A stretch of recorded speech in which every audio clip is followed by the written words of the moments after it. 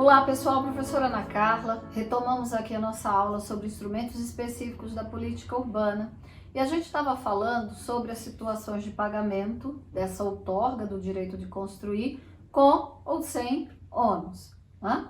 Que não necessariamente precisaria ser em dinheiro, pode ser em serviço, pode ser em obra, pode ser em bens, né? E quando há isenção, essa isenção tem de estar estabelecida conforme o artigo 30 do Estatuto das Cidades, estabelecida em lei prévia, como também a outorga onerosa deve estar estabelecida em seus grandes parâmetros e diretrizes uma lei municipal.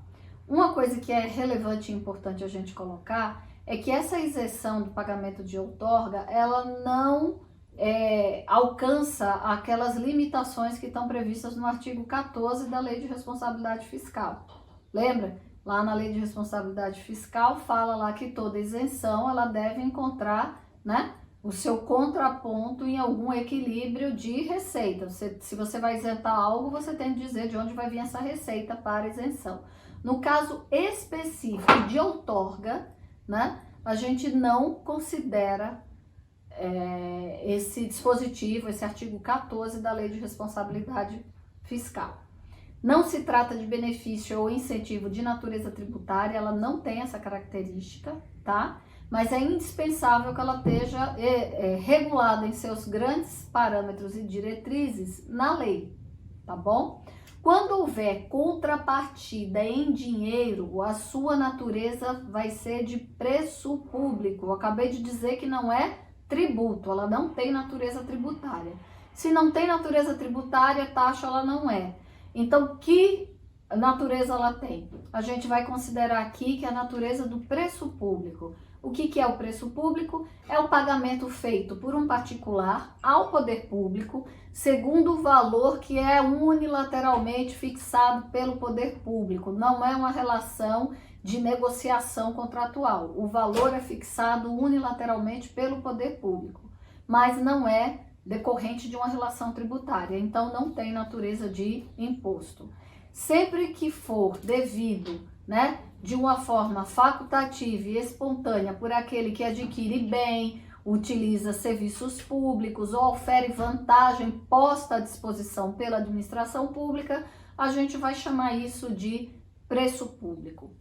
O plano diretor da cidade vai fixar as áreas nas quais o direito de construir será exercido acima dos padrões.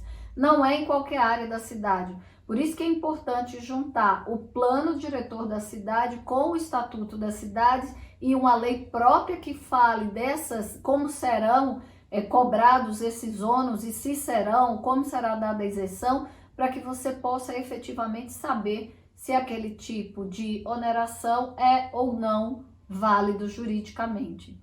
A regra é que a gente evite a utilização do instituto como forma de arrecadação tributária, porque ele não tem natureza tributária, nem também como força de negociação política.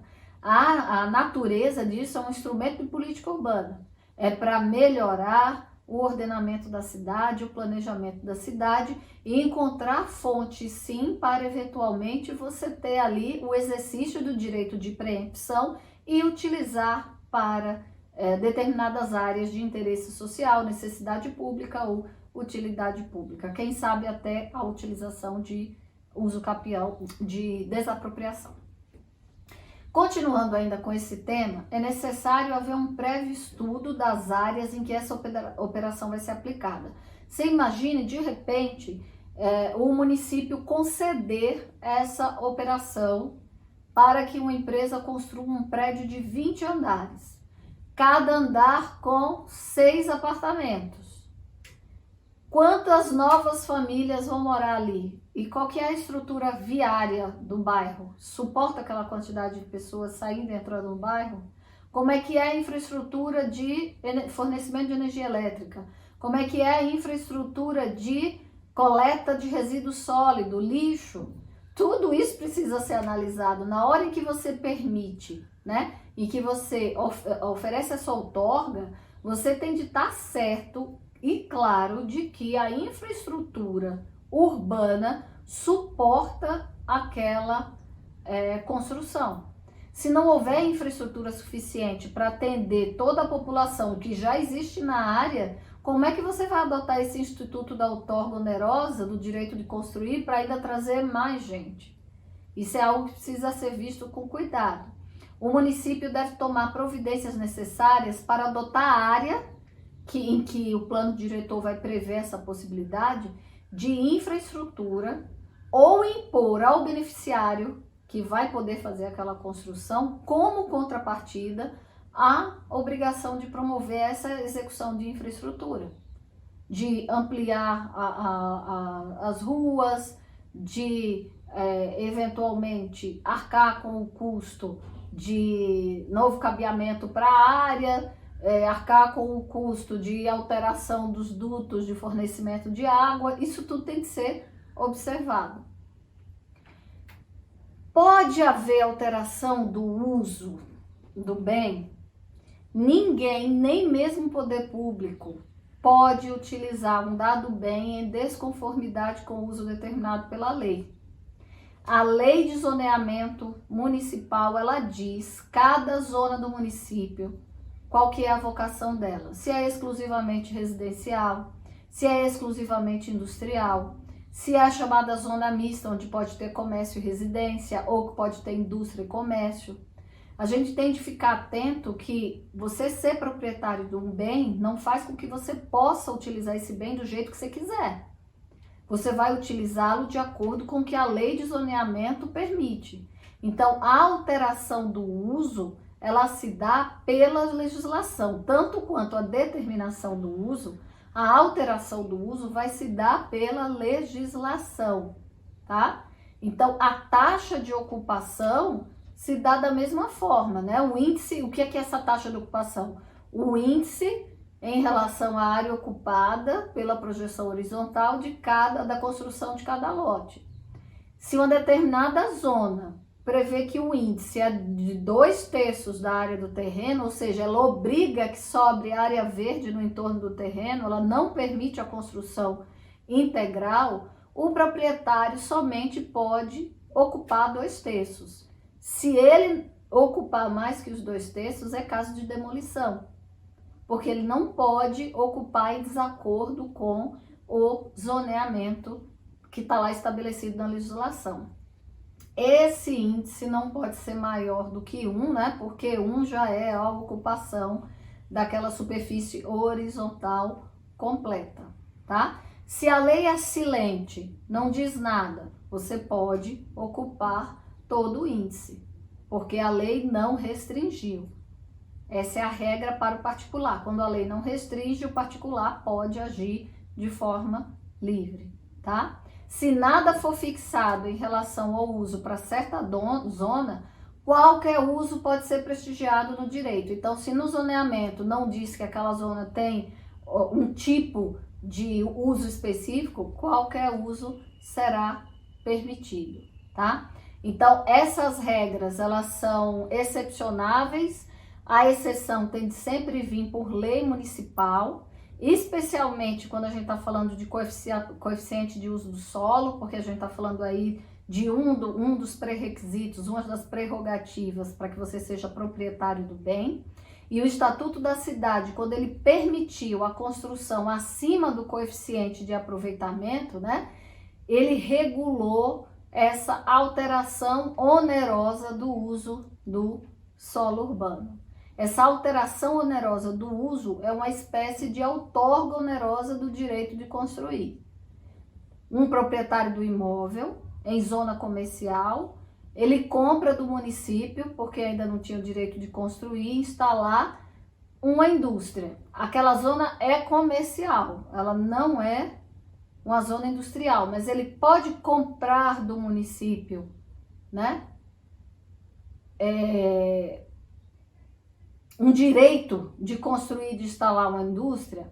Pode, desde que a legislação permita. Desde que a legislação permita. Assim também numa zona industrial pode ser permitida certa atividade comercial.